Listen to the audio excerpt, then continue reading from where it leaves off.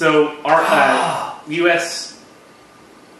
Army Sergeant Robert Bales was charged with 17 counts of murder last Friday. They finally came out with his name, huh? Yep. That bastard. Yep. This has a lot of parallels, I think, to the Trayvon Martin shooting. A out of control white guy, drunk on power, went out and took out, minorities, and probably won't pay the full price of justice in this case. A lot of the Afghans are calling for justice. So Obama gave each of them $50,000 to the families of these murdered Afghans. Hello? Hey, it's an Afghan. No, I'm not Justice. I'll talk to you later. Yeah, they were calling for justice. I don't know. Must have had this phone before I did. Justice did? Yep. Lady Liberty. So Obama ordered that each family be giving $50,000 to the shooter's family, to the victims' families. But they said that they don't want money, they want justice. But, Obama thinks that all these problems can go away with a little bit of cash. Why does this guy not deserve the death penalty tomorrow? Only I can say is he may have been mentally unstable. He went on 3 tours in Iraq before he was put in Afghanistan, and he suffered some brain trauma due to a roadside explosive. So go with me here. Who made him become mentally unstable? The Afghan people. The terrorists. That's really weird. The terrorists.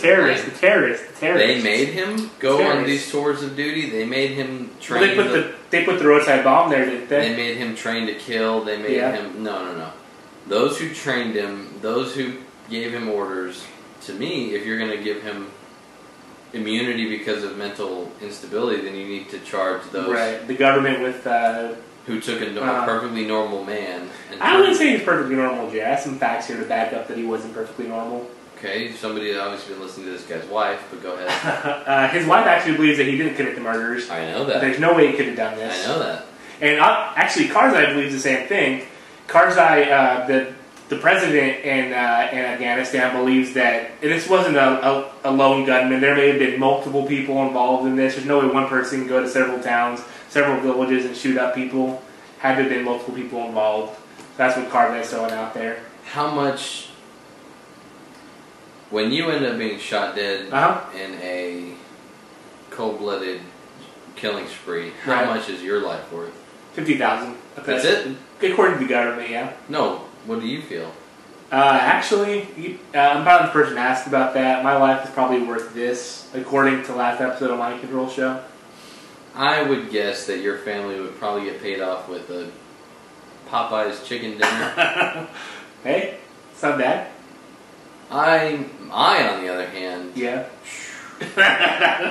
Maybe a Red Lobster dinner? No, I'm gonna call me cocky, but... Olive Garden? I'm no Afghani. I'm an American, born and raised. I would say at least $1 million. $1 million? To my family, yeah.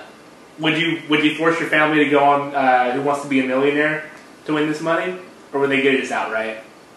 No, they would just give it to them. Really? Or maybe they could just... Every one of my family members could get put inside of a hat, their name. Or pick each of their children to fight to the death to figure out who gets the money. That might be fun. Yeah. That might be a lot of fun. Like the hit movie Hunger Games. We bring it around, buddy. So, this guy, have we determined... I heard that he was drunk, I heard he wasn't drunk. I heard he was laughing, he wasn't laughing. While he was doing it? Like the Joker? They say he did it, his wife says he didn't. Yeah. Who do I believe? Well, I don't trust the government. Let's take a look at Bale's history here. Okay. He received a citation in Florida for having alcohol on a beach in 1998. Oh, then he did it. Anybody with fucking alcohol possession. He was charged for invoking a drunken assault at a casino in 2002. He's reported driving drunk and arrested in 2005.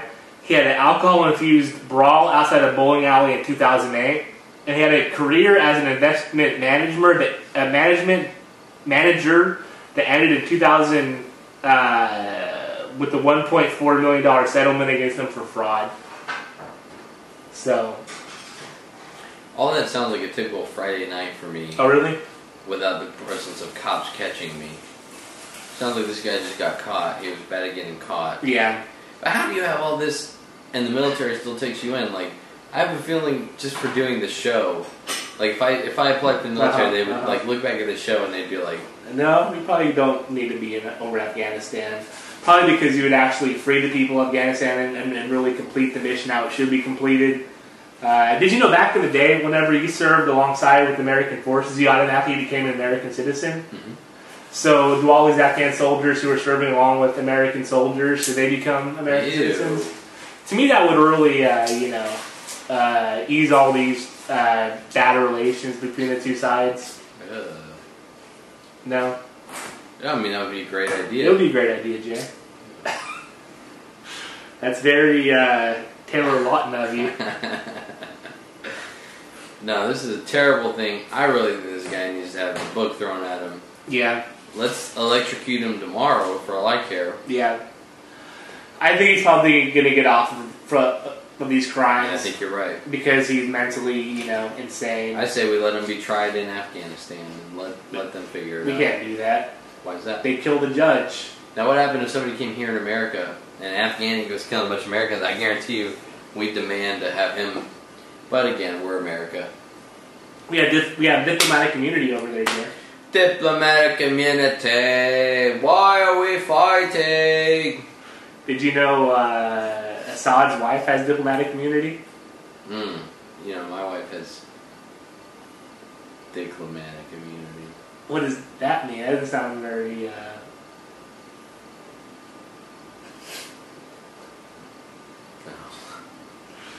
So what's next? We have healthcare reform up next. Healthcare for all until Congress revokes it.